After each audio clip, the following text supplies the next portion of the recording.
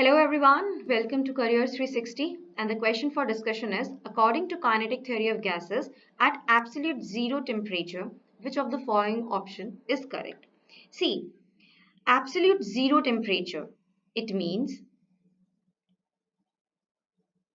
absolute zero temperature, it means minus 273.15 degrees Celsius, which also means it is equal to 0 Kelvin. Okay, now according to kinetic theory of gases, we know that kinetic energy is directly proportional to temperature.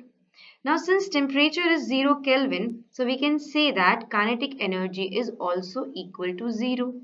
So, since you all know that kinetic energy is due to the molecular motion, okay? So, if kinetic energy is 0, so we can say that molecular motion stops. Clear? So, according to kinetic theory of gases, at absolute zero temperature, molecular motion stops, and this is the correct answer for this particular question. Thank you very much.